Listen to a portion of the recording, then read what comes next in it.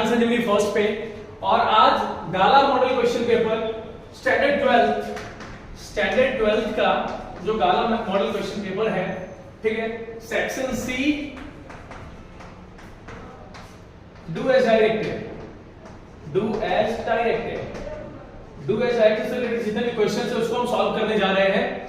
और आप देख सकते हैं कि हमारा पहला क्वेश्चन जो है वो ये है। अच्छा, पेज नंबर एक बार लिख दिया जाए। पेज नंबर है आपका page number 202। Okay, page number 202, ठीक है। तो चलिए क्वेश्चंस लेते हैं डू एज डायरेक्टेड के रिलेटेड।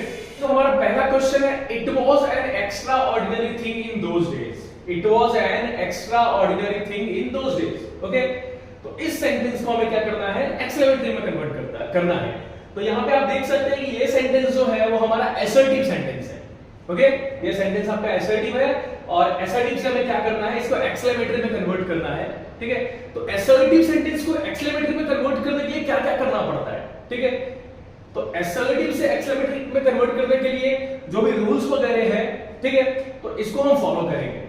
और इसके रिगार्डिंग अगर आपको पूरा डिटेल चाहिए तो हमारे चैनल ज्ञान संजीवनी फर्स्ट पे किस तरह से एक सेंटेंस को दूसरे में कन्वर्ट करते हैं, अफर्मेटिव को नेगेटिव में, नेगेटिव को अफर्मेटिव में, असर्टिव को इंट्रोगेटिव में, इंट्रोगेटिव को असर्टिव में, असर्टिव को एक्सक्लेमेटरी में, एक्सक्लेमेटरी को असर्टिव में, किस तरह से इंटरचेंज किया जाता है उसके बारे में पूरा वीडियो अवेलेबल है। तो आप हमारे चैनल के लिंक पे जाके उन वीडियोस को डिटेल्स में देख सकते हैं। चलिए, तो फिलहाल हम यहाँ पे आते हैं।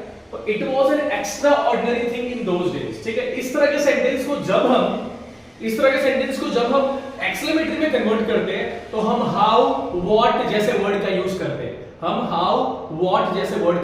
हैं। चलिए एक बार हम ऑप्शन देखते हैं। हमारा ऑप्शन ए है, how an extra ordinary thing it was in those days.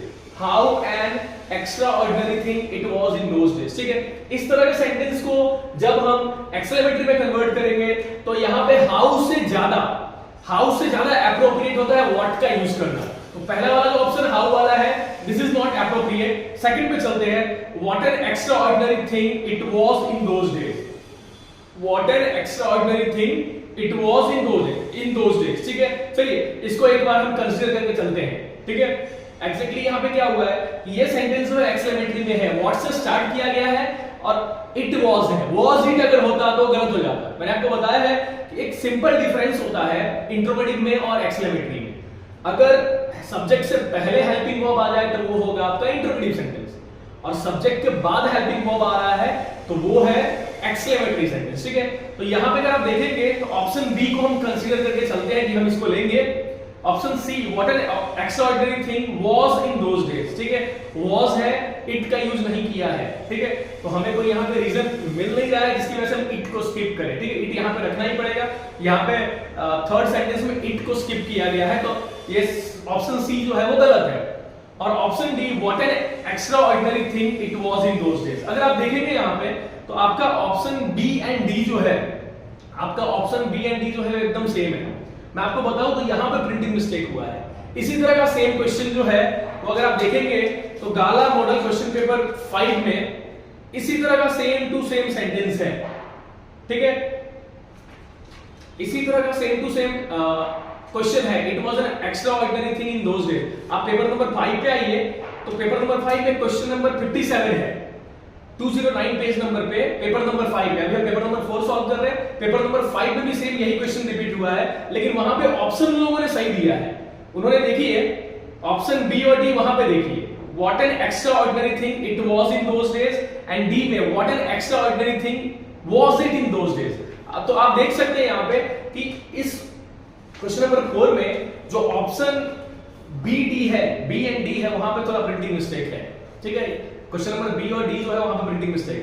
अब अगले क्वेश्चन में मैंने आपको बताया कि दो इसी तरह के सेंटेंस दे रखे हैं। सेंटेंस क्वेश्चन यही है, ऑप्शन सारे यही है, बस क्या है कि बी और डी का डिफरेंस देख लीजिए। वहां पे ऑप्शन बी में what an extraordinary thing it was in those days, और डी में था what an extraordinary thing was it in those days, ठीक है। ऐसा कुछ दिया है। तो वाज इट वाला तो आपको पता है कि वाज पहले आ जाए, इट बाद में, मतलब वो इंट्रोगेटिव हो गया, वो एक्सक्लेमेटरी नहीं है, ठीक है। तो आपको यहां पे फिलहाल इस क्वेश्चन नंबर 53 में दो ऑप्शन को सही मान के चलना पड़ेगा, ठीक है। यहां पे ऑप्शन बी एंड डी दोनों करेक्ट है। प्रिंटिंग मिस्टेक है, ठीक है। एक में अगर वो वॉज को पहले ले लेते, ठीक है, तो वो सही रहता, उसको हम गलत कर देते, और जिसमें इट वॉज है वो सही रखते, ठीक है। लेकिन यहाँ पे दोनों में ऐसा ही किया है, तो आपका ऑप्शन यहाँ पे जो है वो बी डी दोनों है, ठीक है। तो इस तरह के प्रिंटिंग मिस्टेक हो सकते हैं, ठीक है। तो चलिए आगे बढ़ते हैं अगले क्वेश्चन पे।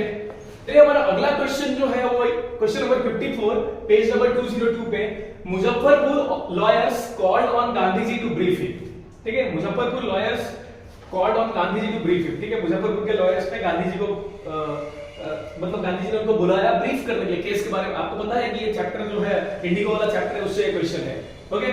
अभी ये है कि use with a view to, मतलब विथ अ व्यू टू का आपको सेंटेंस में यूज करना है, ठीक है। विथ अ व्यू टू का आपको सेंटेंस में यूज करना है। अब देखिए यहाँ पे 4 ऑप्शन दे रखा है, और चारों ऑप्शन में एक चीज अगर आपके ध्यान में है ना, तो आप करेक्ट ऑप्शन सिलेक्ट कर सकते हो। एक चीज आपके ध्यान में रहना चाहिए, सिर्फ टू के बाद आपको याद होगा हमेशा हम वर्ब का फर्स्ट फॉर्म ही यूज करते हैं, ठीक है। टू के बाद हम हमेशा वर्ब का फर्स्ट फॉर्म यूज करते हैं। अच्छा, टू के बाद कोई सेंटेंस हो, ठीक है, तो उसको हम पैसिव में कन्वर्ट कर सकते हैं, तो वहां पे आपको बी के साथ वर्ब का थर्ड फॉर्म यूज करना है, ठीक है। टू के बाद अगर वर्ब का फर्स्ट फॉर्म दे रखा है, उसको अगर पैसिव में कन्वर्ट करते हो तो आप बी लगा के वर्ब का थर्ड फॉर्म यूज करते हो, ठीक है। तो देखते हैं यहां पे क्या है। पहला ऑप्शन है Muzaffarpur lawyers called on Gandhi ji with a view to briefing. To के बाद आईएनजी फॉर्म नहीं आता, ब्रीफिंग, टू के बाद ब्रीफिंग नहीं होगा, मतलब सेंटेंस ऑप्शन ए आपका करेक्ट नहीं है। Option B, Muzaffarpur lawyers called on Gandhi ji with a view to briefing, ठीक है। ऑप्शन बी जो है वो 100% करेक्ट ऑप्शन है, क्योंकि टू के बाद हम वर्ब का फर्स्ट फॉर्म ही यूज करते हैं, to brief him. Option B में टू ब्रीफ हिम का यूज किया गया है, तो ऑप्शन नंबर बी आपका 100% करेक्ट है। फिर भी हम ऑप्शन सी एंड डी को पढ़ लेते हैं। Muzaffarpur lawyer called on Gandhi ji with a view to be briefing him. B, अगर टू के बाद बी लगाया है तो वर्ब का थर्ड फॉर्म होना चाहिए, ब्रीफिंग यूज किया, ये भी रॉन्ग है। और option D, Muzaffarpur lawyers called on Gandhi ji with a view to brief him, ठीक है। टू के बाद डायरेक्टली आप ब्रीफ का यूज नहीं कर सकते, तो हम कह सकते हैं कि ए सी डी गलत है, ऑप्शन नंबर बी जो है वो करेक्ट है।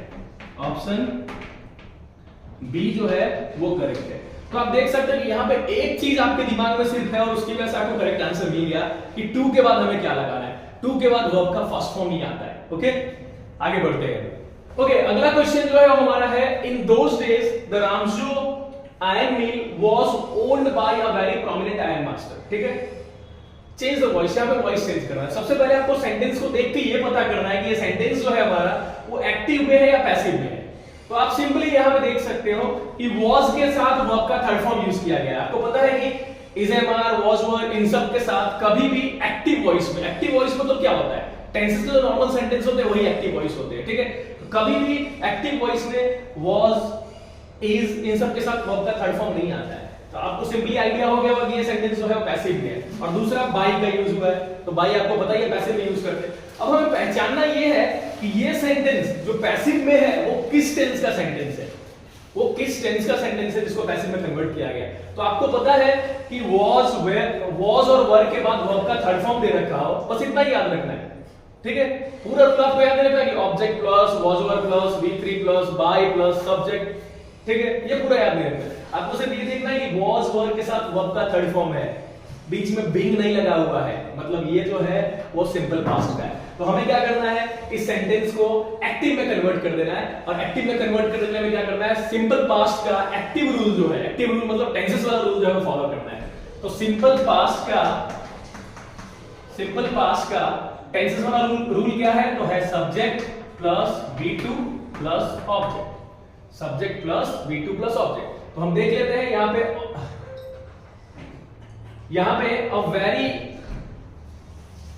अ वेरी प्रोमिनेंट आयरन मास्टर जो है, ठीक है, वो क्या है, हमारा सब्जेक्ट। देखिए मैं आपको बोल रहा हूं ये पैसिव वॉइस है, पैसिव वॉइस में सब्जेक्ट कहां आता है, लास्ट में आता है, ठीक है। ये हमारा सब्जेक्ट है जिसको हमें क्या करना है, एक्टिव में कन्वर्ट करते समय हमें क्या करना है, इसको पहले ले लेना है, ठीक है। तो अ वेरी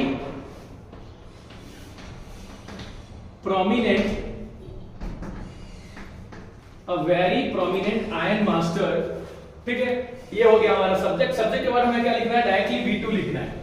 तो ओल्ड, V2 क्या है, ओल्ड, ठीक है। The Ramjo iron mill in those days. अगर आप ऑप्शन देखो, करेक्ट ऑप्शन देखो, हो सकता है इन दोज डेज को पहले ले लिया हो, तो देखते हैं। अच्छा, इन दोज डेज को पहले लिया गया है, ठीक है, ये इन दोज डेज जो है वो आपको पहले लिया गया है, तो देख लेते हैं, बाकी रूल यही फॉलो किया गया होगा। तो in those days a very prominent iron master owned the Ranjho mill, जिस ऑप्शन में है वो ऑप्शन हमारा करेक्ट है, ठीक है। तो आप देखिए पहला ऑप्शन में इन those days a very prominent iron master was owing, wrong हो जाएगा। सिंपल पास्ट में, ठीक है, वाज का यूज करेंगे नहीं, सिंपल पास्ट का एक्टिव हम कर रहे हैं, वाज ओविंग गलत है। आपको सिर्फ वर्ब पे ध्यान दो, ठीक है, हेल्पिंग और वर्ब पे ध्यान दो। ऑप्शन नंबर बी में देखो तो हैज ओन्ड, हैज वगैरह यूज नहीं होगा, मतलब वो भी गलत है। ऑप्शन सी में हैड ओन्ड, हैड भी यूज नहीं होगा, तो ऑप्शन डी हमारा करेक्ट है। In those days a very prominent iron master owned the Ranjho and मैंने आपको बताया कि आप समझ गए सेंटेंस को देख के कि सेंटेंस पैसिव है, कौन सा टेंस का पैसिव है वो भी आपको पता चल गया। तो आप एक्टिव में कन्वर्ट कर लो, एक्टिव में कन्वर्ट करोगे तो सब्जेक्ट के बाद डायरेक्टली वो V2 आता है, ठीक है, और ये दिया है ऑप्शन नंबर डी में, ठीक है। तो ऑप्शन नंबर डी से हमारा पैसिव वॉइस जो है मैच हो रहा है। बस क्या है, इन दोस डेज को पहले लिया गया है, तो हम कह सकते हैं कि इसका कह सकते हैं कि ऑप्शन नंबर डी जो है वो करेक्ट है, ऑप्शन डी। तो फिर for question number 55 option D is correct. Question number 55 का आंसर है डी। ओके, चलिए अब आगे बढ़ते हैं। चलिए हमारा अगला क्वेश्चन जो है वो है क्वेश्चन टैग के रिलेटेड। Gandhi ji kept a long distance watch on the ashram, ठीक है, गांधी जी लॉन्ग डिस्टेंस से भी अपने आश्रम पे ध्यान रखा करते थे, ऐसा मीनिंग आता है। अब यहाँ पे देखना क्या है, क्वेश्चन टैग में मैंने आपको बताया है 4 ऑप्शन आपके पास दिए हुए हैं, ठीक है। अब सबसे पहले हम देख लेते हैं कि कौन सा ऑप्शन करेक्ट होगा, लेकिन उससे पहले हम रूल्स को देखते हैं। मैंने आपको बताया क्वेश्चन टैग में पूरा सेंटेंस लिख डालो, कॉमा डालो और उसके बाद आपको जो लिखना है, ठीक है। तो क्वेश्चन टैग को सॉल्व करने के लिए आपको 2 चीजों का ध्यान रखना है, गांधी जी मतलब सब्जेक्ट, और सब्जेक्ट के बाद कोई हेल्पिंग वर्ब नहीं दे रखा है यहाँ पे, तो आप डायरेक्टली वर्ब पे आ जाओ। तो सब्जेक्ट के बाद वर्ब है, सब्जेक्ट के बाद वर्ब का कौन सा फॉर्म है, तो केप्ट है, सेकंड फॉर्म है, ठीक है। सब्जेक्ट के बाद वर्ब का सेकंड फॉर्म है, मतलब ये सिंपल पास्ट है। और सिंपल पास्ट का जब हम नेगेटिव करते हैं तो किसका यूज करते हैं, डिडंट का यूज करते हैं। तो जिस ऑप्शन में डिडंट का यूज किया गया है और गांधी जी के बदले ही का यूज किया गया है, वो ऑप्शन हमारा करेक्ट है। तो देख लेते हैं, ऑप्शन नंबर ए है Gandhi ji kept a long distance watch on the ashram, doesn't he यहाँ पे नहीं आएगा क्योंकि ये सेंटेंस है और सिंपल पास्ट का है। Gandhi ji kept a long distance watch on the ashram, don't he भी नहीं आएगा क्योंकि ही के साथ कभी डू लगता ही नहीं है, ठीक है, ये तो गलत ही है। Gandhi ji kept option C, Gandhi ji kept a long distance watch on the ashram, didn't he, ठीक है, डिडंट ही हमारा करेक्ट है। ऑप्शन नंबर डी देखोगे तो डज ही लिखा गया है, वो भी करेक्ट नहीं है। और एक और रूल आपको फॉलो करना होता है, ये 2 चीजें तो देखनी ही होती है, साथ में पूरा सेंटेंस देखो। पूरा सेंटेंस अगर पढ़ोगे तो सेंटेंस पॉजिटिव है तो क्वेश्चन टैग क्या आएगा, नेगेटिव आएगा, इसलिए डिड नहीं डिडंट आएगा। ओके, तो आपका कह सकते हैं कि ऑप्शन नंबर सी जो डिडंट ही दे रखा है वो करेक्ट है। तो इसका आंसर है आपका ऑप्शन सी, ठीक है। हम कह सकते हैं क्वेश्चन नंबर 56 जो है उसका ऑप्शन सी करेक्ट है। चलिए तो अगले क्वेश्चन की तरफ चलते हैं। अगला क्वेश्चन अगर आप देखें तो French was too slow to reach school in time. I think ये सेंटेंस हमने पिछले कुछ पेपर्स में भी किए हैं, तो मैंने आपको बताया था। और अगर आपको रिमूव टू के बारे में देखिए, आपका क्वेश्चन क्या है, choose the correct removal to sentence, ठीक है, मतलब ये जो T-O-O-2 है इसको रिमूव करना है, ठीक है, रिमूव टू वाला टॉपिक है ये, ठीक है। तो 4 ऑप्शन दिए, उसमें कौन सा सेंटेंस में प्रॉपर रिमूव टू के सारे रूल्स को फॉलो करके रिमूव टू किया गया है, वो देखते हैं। तो देखिए इसका रूल, बेसिक रूल ये है कि पहला वाला टू हटा के सो का यूज करो, ठीक है, दूसरा वाला टू हटा के दैट का यूज करो। फिर रूल ये है कि सब्जेक्ट को रिपीट कर लो और सेंटेंस वाज है तो वाज है इसलिए यहाँ पे कुड लगा होना चाहिए, ठीक है। तो आपको बस 3 चीजों का ध्यान देना होगा। सो दैट कुड अगर सेंटेंस पास्ट का हो तो, प्रेजेंट का हो तो सो दैट, ठीक है, कैनॉट इस तरह से, ठीक है, सो दैट कुड नॉट, ठीक है। और सेंटेंस अगर प्रेजेंट का होता तो सो दैट कैनॉट का यूज हुआ होता, ठीक है। तो ये आपको ध्यान रखना है। देखते हैं ये रूल कौन से सेंटेंस में फॉलो हुआ है, वो सेंटेंस हमारा करेक्ट होगा, कौन सा ऑप्शन में फॉलो हुआ है वो ऑप्शन हमारा करेक्ट होगा। तो पहला है French was so slow that he could not reach school in time. French was so slow, to के बदले स्लो सो यूज कर लिया गया है, ठीक है। ये दूसरे वाले टू के बदले दैट का यूज किया गया है, ठीक है। तो French was so slow that, फिर फ्रेंच के बदले फिर से सब्जेक्ट को रिपीट किया गया, ही का यूज किया गया, ठीक है।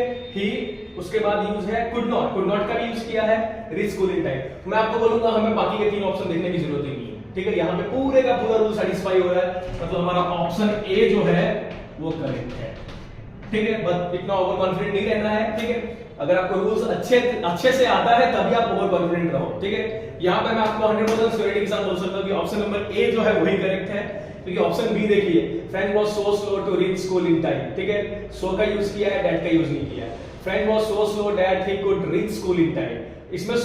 इसमें अगर आप देखें तो सो का यूज किया है, दैट का यूज किया है, लेकिन कुड नॉट यूज नहीं किया है, कुड का यूज किया है, ठीक है। यहाँ पे सेंटेंस सिर्फ कुड का यूज करेगा, सेंटेंस का मीनिंग मैच नहीं हो रहा। मैंने आपको बताया था कि जितने भी आपके सेंटेंस ट्रांसफॉर्मेशन है उसमें सबसे बड़ा रूल होता है meaning should not change, meaning change नहीं होना चाहिए, ठीक है। तो ऑप्शन सी, कुछ बच्चे उसमें कंफ्यूज हो सकते हैं, सर यहाँ पे सो दैट कुड सबका यूज किया है, भाई नॉट का यूज नहीं किया, इस वजह से सेंटेंस का मीनिंग प्रॉपर नहीं आएगा, जो आपका क्वेश्चन है उससे मीनिंग मैच नहीं हो रहा है। तो कुछ बच्चे इस तरह की गलतियां कर सकते हैं, तो आपको ध्यान देना है। सबसे बड़ा रूल क्या होता है, मीनिंग शुड नॉट चेंज। तो ऑप्शन सी भी आपका गलत है, और ऑप्शन डी जो है वाज वेरी स्लो, वेरी वगैरह का यूज किया तो वो तो रूल में आता ही नहीं है, ठीक है। तो ऑप्शन ए जो है वो आपका करेक्ट है, ओके। चलिए अगले क्वेश्चन की तरफ चलते हैं। हमारा पेज नंबर 202 पे जो लास्ट क्वेश्चन है डू एज डायरेक्टेड का, वो देख लेते हैं। सेंटेंस थोड़ा लेंथी है। The business was not specially profitable so he had to resort to both begging and pretty thievery to survive. इस सेंटेंस को आप देख सकते हो कि वो आपका जो टॉपिक है इंग्लिश के बुक में, जो आपका लेसन है द रैट ट्रैप, वहां से सेंटेंस लिया गया है, ठीक है। उसका बिजनेस जो है रैट ट्रैप का, ठीक है, वो उतना प्रॉफिटेबल नहीं था, इसलिए उसने सो ही हैड टू रिस्टार्ट, मतलब उसको फिर से स्टार्ट कर, फिर से उसको बैगिंग, पेटी थीवरी, ठीक है, मतलब छोटी मोटी चोरी स्टार्ट करना पड़ा। अब यहाँ पे सेंटेंस जो है, इस सेंटेंस को अगर आप देखते हो तो आपको क्या दिया है, यूज बिकॉज, मतलब आपके पास चार ऑप्शन दे रखे हैं और चारों ऑप्शन में बिकॉज का प्रॉपर यूज कौन से ऑप्शन में किया गया है उसे हमें करेक्ट करना है, लेकिन आपको इसके बारे में डीप जानना पड़ेगा। अगर आप इस सेंटेंस को देखें तो ये सेंटेंस जो है, जो क्वेश्चन वाला सेंटेंस है, वो आपका कंपाउंड सेंटेंस है, ठीक है। आपने फैन बॉयज के बारे में सुना होगा, ठीक है। फैन बॉयज के जो कंजक्शंस है, ठीक है, मतलब फैन बॉयज का अगर आप देखोगे फुल फॉर्म तो आपको पता चल जाएगा, ठीक है। उसके लास्ट में सो भी आता है, सो है, मतलब इस सेंटेंस में सो का यूज किया गया, मतलब ये सेंटेंस आपका जो है वो कंपाउंड है। क्या है, कंपाउंड सेंटेंस। और अगर आप सेंटेंस में बिकॉज का यूज करोगे तो क्या हो जाता है, वो हो जाता है आपका कॉम्प्लेक्स सेंटेंस। और जिन बच्चों ने प्रैक्टिस किया हुआ कंपाउंड से कॉम्प्लेक्स में कन्वर्ट करने के लिए, उनको पता होगा कि अगर आप सो के जगह पे बिकॉज का यूज करते हैं तो आपको क्या करना पड़ता है, आपको कुछ चेंजेस करने पड़ते हैं, ठीक है। आपको सेकंड क्लॉज को पहले लेना पड़ता है, पहले क्लॉज को बाद में लेना पड़ता है, ठीक है। ये he had to resort to both begging and petty thievery to survive, ये आपका सेकंड क्लॉज है। And the business was not specially profitable, ये आपका फर्स्ट क्लॉज है। तो आप एक काम करते हैं, सेकंड क्लॉज को पहले ले लेते हैं, फिर बिकॉज लगाते हैं और फिर फर्स्ट क्लॉज को लेते हैं, देखते हैं रूल्स किस कौन से में फॉलो किया गया है, वो सेंटेंस हमारा करेक्ट होगा। तो पहला है the business was not specially profitable because he had to resort to both begging and petty thievery to survive. देखिए यहाँ पे पहले क्लॉज को वहीं पे रहने दिया है, उसके बाद बिकॉज लगा के सेकंड क्लॉज लिख दिया है। यहाँ पे मीनिंग सेटिस्फाई नहीं हो रहा है, ठीक है। यहाँ पे मीनिंग सेटिस्फाई नहीं होगा अगर इस तरह से करोगे तो। मैंने आपको बताया कि जब भी आप कंपाउंड से कॉम्प्लेक्स में कन्वर्ट करते हो तो मोस्ट ऑफ द टाइम्स आपको क्या करना होता है, सेकंड क्लॉज को पहले ले लो और पहले वाले क्लॉज को बाद में लो और फिर बीच में भी बिकॉज का यूज करो।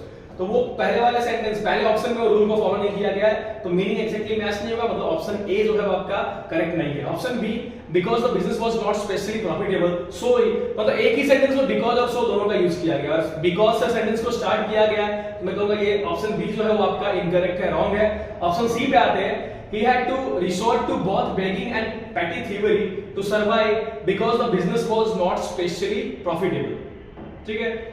तो यहाँ पे ऑप्शन सी जो है, he had to resort to both begging and petty thievery to survive because the business was not specially profitable, ठीक है। यहाँ पे आप देखिए तो second clause he had to resort, ये सेकंड क्लॉज को पहले ले लिया है, ठीक है, उसके बाद बिकॉज लगा दिया है और उसके बाद फर्स्ट क्लॉज को लिया है, मतलब आपका ऑप्शन सी जो है वो परफेक्ट है। ऑप्शन डी भी देख लेते हैं एक बार, he had to resort to both begging and petty thievery because the business was, ठीक है, प्रॉफिटेबल। देखिए यहाँ पे रूल तो फॉलो किया है, सेकंड क्लॉज को पहले लिया है डी वाले ऑप्शन में और फर्स्ट क्लॉज को बाद में लिया है, लेकिन फर्स्ट क्लॉज का जो नॉट था उसको हटा दिया है और नॉट को हटा दिया गया है तो यहाँ मीनिंग चेंज हो जाता है। तो भले सारे रूल्स फॉलो किए हो, सेकंड क्लॉज को पहले लिया हो, ठीक है, उसके बाद बिकॉज लिखा हो, फिर फर्स्ट क्लॉज को लिखा हो, ये रूल्स भले फॉलो किए गए हैं, लेकिन यहाँ पे नॉट ना लगाने की वजह से पूरे का पूरा मीनिंग चेंज हो रहा है। इसलिए ऑप्शन डी भी आपका जो है वो इनकरेक्ट है। तो आपका करेक्ट ऑप्शन है ऑप्शन बी। ऑप्शन बी जो है वो करेक्ट है आपका। ओके, तो इस तरह से ये टॉपिक जो है वो सिंपल कंपाउंड से रिलेटेड है। और सिंपल कंपाउंड कॉम्प्लेक्स के रिलेटेड आपको अगर पूरा जानकारी हासिल करना है, if you want to learn this topic fully, then आपको हमारा जो चैनल है ज्ञान संजीवनी फर्स्ट पे, उस पे ये सारे वीडियोस अवेलेबल है, क्लॉजेस, कंपाउंड्स, कॉम्प्लेक्स, सिंपल।